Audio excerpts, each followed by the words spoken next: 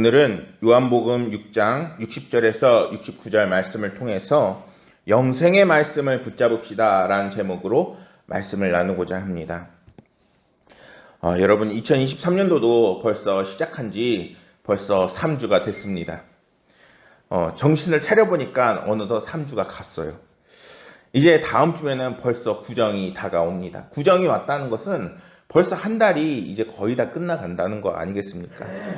여러분들은 2023년도 이제 우리가 그리스도인으로서 신앙생활을 어떻게 할지 혹시 생각해 보시고 혹시 계획을 세워 보셨나요? 나는 누구이며 어디로 와서 어디로 가는 것일까? 라는 그 글이 있습니다. 늦은 오후 한 청년이 공원 벤치에 멍하니 앉아 있었는데 공원을 청소하던 관리인이 넋을 잃은 듯이 앉아있는 그 청년을 수상해 보이죠. 막 그냥 넋을 잃고 앉아있으니까. 그래서 말을 걸어봅니다. 이보시오 젊은이, 당신은 누구시오? 이렇게 물어보니까 글쎄요, 내가 누구인지 몰라서 생각하는 중입니다. 아니, 이런 엉뚱한 대답을 하는 겁니다. 그래서 다시 이 청소부가 물어봅니다. 그러면 당신이 집이 어디요? 어디서 왔어요? 이렇게 질문을 하니까 그것도 잘 몰라서 생각하고 있습니다. 황당한 대답인 거예요. 이번에 관리인은 좀 더 강경한 어조로 청년에게 물어봅니다.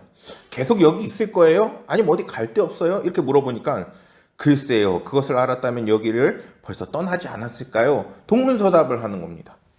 관리인은 엉뚱한 대답만 하는 청년이 더욱 수상하게 여겨졌지만 청년은 그 관리인의 그 미심적인 표정은 신경도 쓰지 않고 방금 받았던 그 질문에 대해서 골똘히 생각했다는 겁니다. 이 사람은 과연 누굴까요? 사실 제목에서도 말하고 있듯이 이 사람은 이제 근대 합리주의 철학자의 그 창시자라고 불리는 프랑스의 르네 데카르트입니다. 르네 데카르트의 명언 중에 이런 게 있습니다. 아마 한 번쯤은 다 들어보셨을 것 같아요. 나는 생각한다, 그러므로 나는 존재한다. 이렇게 이 사람이 이야기했다는 겁니다. 사실 이렇게 2023년도가 이제 진행되고 또한 시작하는 그 가운데 있으면은 우리가 그리스도인으로서 어떻게 살아야 할지를 분명히 계획하고 생각해 볼 수 있어야 합니다. 2023년도 우리는 어떻게 살아야 할까요? 뻔한 대답이지만 우리는 그리스도인이기 때문에 하나님의 말씀대로 살아야 하고 하나님의 말씀을 붙잡는 삶을 살아야 하는 것입니다. 오늘 함께 나누는 말씀에서 60절 말씀을 보면은 예수님의 그 말씀을 들은 많은 무리들이 이제는 주님의 말씀이 어렵다고 반응하는 것을 우리는 볼 수 있습니다. 그런데 말씀을 묵상해 보면 주님의 말씀이 어려워서 이해 안 되는 것이 아닙니다. 오히려 그들이 반응하고 있는 것은 그 말씀을 받아들이기가 힘들다는 것이죠. 그렇다면 주님은 무슨 말씀을 하셨기에 그들이 어렵다고 이야기하는 것일까요?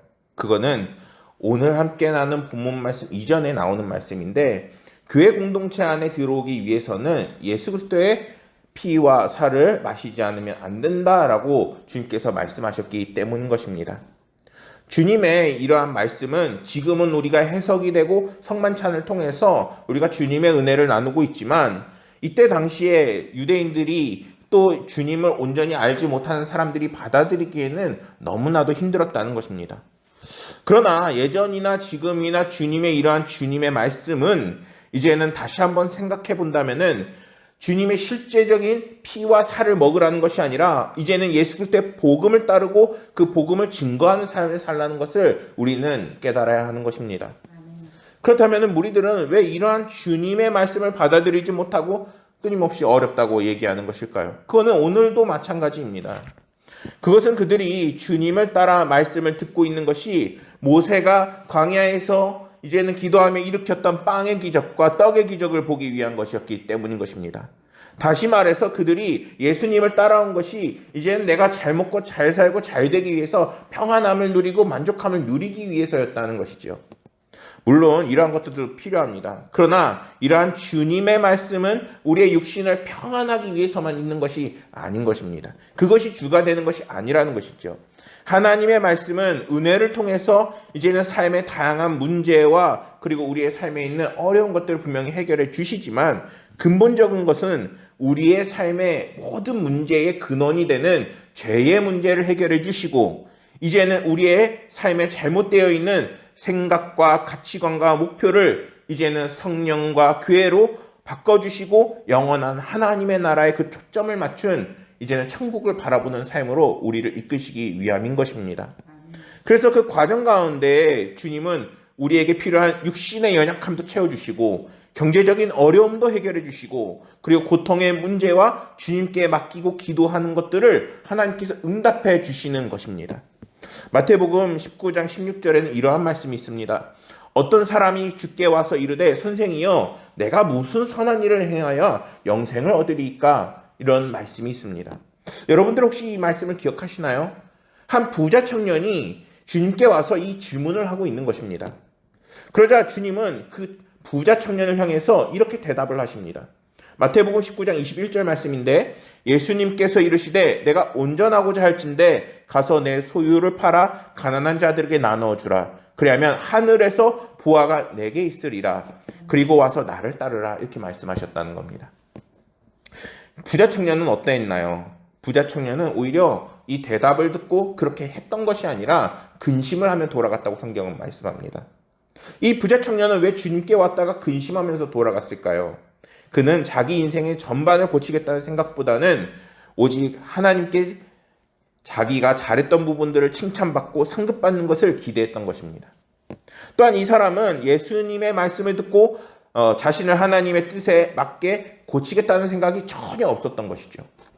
그리고 이러한 청년의 태도는 주님을 따라오고 있는 오늘 본문의 말씀에 있는 그 무리들도 마찬가지였다는 것입니다. 그들의 상태를 너무나도 잘 아셨던 주님은 수군거리는 무리들을 향해서 이렇게 말씀하십니다.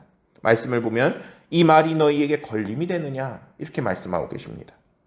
성경은 우리의 축복의 말씀을 이제 듣고 싶은 말씀만 전하지 않는다는 것을 우리에게 분명하게 알려줍니다. 때로는 천국과 지옥을 우리에게 알려주고 하나님의 자녀로서 올바로 사는 법을 우리에게 가르치며 다양한 그리스도의 제자로서 어떻게 살아야 할지를 분명하게 우리한테 말씀하십니다. 2023년도 우리가 이제 한 해를 보내야 하고 또한 2023년도 마지막을 향해서 나아가야 할 때에 우리가 우리의 마음속에 있어야 하는 것은 과연 무엇일까요? 우리의 삶의 지표가 되는 하나님의 말씀과 때로는 우리의 잘못된 것을 깨트리고 우리의 반면교사가 되게 하는 하나님의 말씀이 내 가운데 있어야지만 우리가 2023년도도 그리스도 안에서 하나님의 좋은 열매를 맺으며 하나님께서 기뻐하시는 성도가 될 수 있는 것입니다. 그렇게 우리는 믿음의 결단을 하고 이제는 하나님의 말씀을 붙잡을 수 있는 삶이 되어야 하는 것입니다. 성도 여러분, 2023년도 말씀을 붙잡는 한 해가 되기를 소망합니다. 주님을 받아들이고 복음을 실천하고 그리고 주님의 그 은혜가 충만한 그러한 은혜가 부어지는 삶이 되기를 소망합니다. 62절 말씀을 보면 예수님께서 계속해서 그들을 향해서 물으십니다. 그러면 너희는 인자가 이전에 있던 곳으로 돌아가면은 너희들은 어떻게 하겠느냐? 주님은 물어보십니다. 예수님께서 십자가 사건 이후에 어떻게 되시나요? 바로 부활하시고 승천하셔서 하늘로 올라가십니다. 그때가 돼서 이제는 너희들은 어떻게 할 것인지를 주님께서 물어보고 계시는 것입니다. 이것은 그때 가서도 주님이 너희들 곁에 계시지 않는데 그때 가서도 너희들은 어렵다고 얘기할 거야 하는 그 말씀과도 같은 것입니다. 주님의 이러한 반문은 이제 우리의 현실과 삶의 고난에 얽매여 우리가 끊임없이 원망과 불평과 욕심을 따라 사는 삶이 아니라 이제는 복음을 받아들이고 그리스도의 제자가 되어 이제는 하나님의 말씀대로 사는 삶, 주님을 떠나지 않는 삶, 신앙을 통하여 이제는 승리하는 삶을 살 것을 분명하게 이야기하고 있는 것입니다. 이어서 주님은 아예 확답을 주세요. 63절 말씀을 보면은 살리는 것은 영이니 육은 무익하니라. 내가 너희에게 이른 말은 영이요 생명이라. 이렇게 말씀하십니다. 주님께서 살리는 것은 영이라고 말씀하시고 그리고 예수님의 말씀이 영의 말씀이라 분명하게 말씀하십니다. 다시 말해서 예수 그리스도의 말씀, 곧 영의 양식이 우리를 어떻게 합니까? 바로 살리는 것입니다. 주님은 세상의 흐름과 전혀 반대되는 그 말씀을 우리에게 주고 계세요. 그러나 주님께서 세상과 정반대의 그 말씀을 하시는 그 이유는 사람을 생명으로 이끄는 것이 바로 하나님의 말씀이기 때문인 것입니다. 예를 들어 돈이 많은 사람들은 이제는 끊임없이 또 돈을 찾아요. 근데 그 돈은 많으면 많을수록 좋은 부분도 있지만 그것에 대해서 다른 사람이 욕심을 내게 되면은 그것으로 인해 다툼이 생기고 분란을 만들게 되는 효과가 있습니다.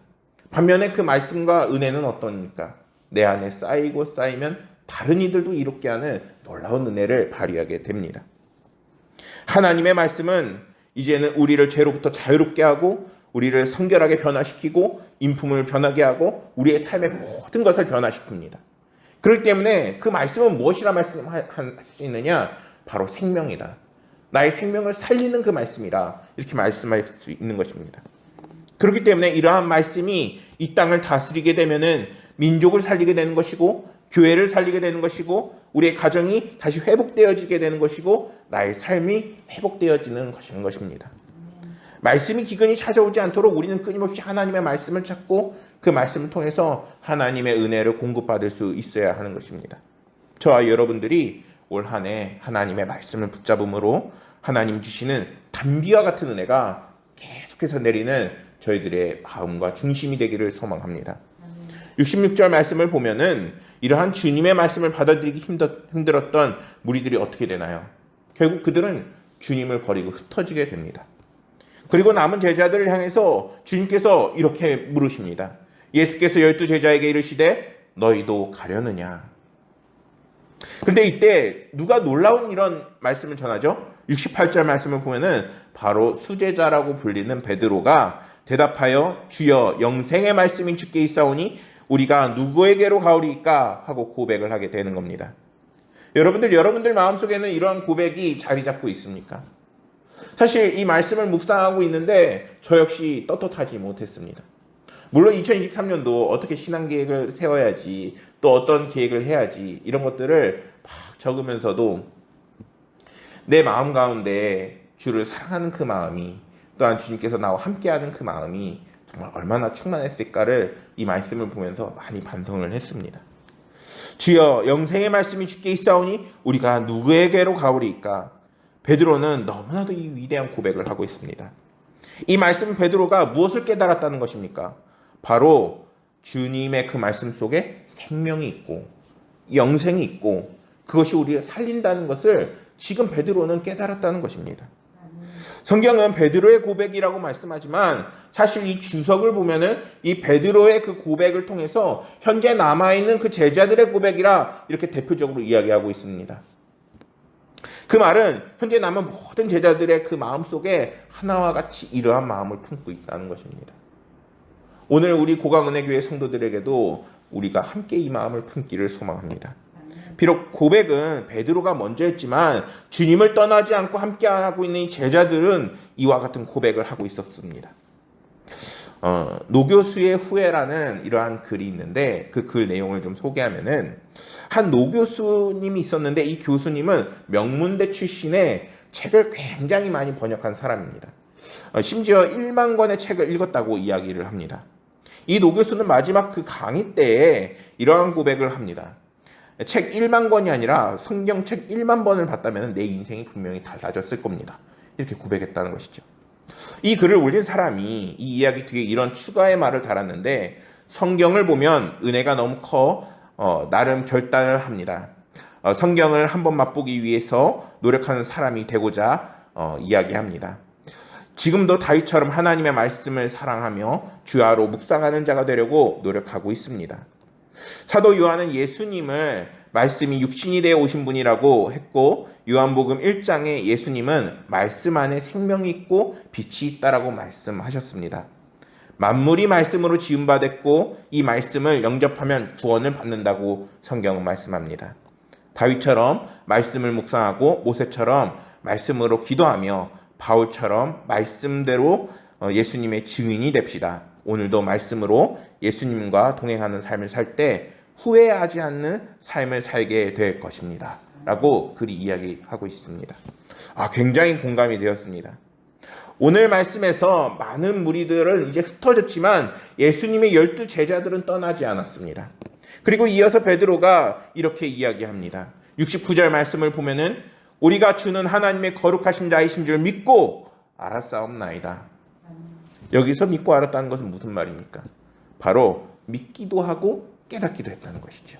단순히 알았다는 것이 아니에요. 이제 심적으로 그냥 믿어지고 이제는 실제적으로 주님이 정말 하나님의 아들이라는 것을 그가 깨달았다는 것입니다. 그렇다면 베드로가 깨달았다는 것은 무엇입니까? 에베소서 4장 13절 말씀에는 이러한 말씀이 있습니다. 우리가 다 하나님의 아들을 믿는 것과 아는 일에 하나가 되어 온전한 사람을 이루어 그리스도의 장성한 분량이 충만한 데까지 이르리니, 이러한 말씀이 있습니다. 한마디로 베드로가 이제는 예수 그리스도를 닮아 나가는 그러한 장성한 분량한 데까지 이르는 그런 가르침을 받았다는 것입니다. 그러니까 단순히 예수님이 하나님의 아들이야 이렇게 깨닫고 멈춘 게 아닌 거예요. 주님을 알아나가고 배워나갈 때에 우리의 삶이 변화가 된다는 거예요. 2023년도 우리가 이제 한 해를 보내게 될 때에 교회에서 계속 얘기하잖아요. 십자가를 바라보라. 예수 그리스도를 바라보라. 그 말은 무엇일까요? 우리의 믿음이, 우리의 신앙생활이 장성한 분량한 데까지 이르는 끊임없는 노력이 있어야 한다는 것입니다. 그 노력은 무엇입니까? 바로 주님을 알고 깨닫는 것입니다. 사랑하는 성도 여러분, 2023년도 주님을 더욱더 알아나가는, 배워나가는, 닮아나가는 저와 여러분들이 되기를 소망합니다.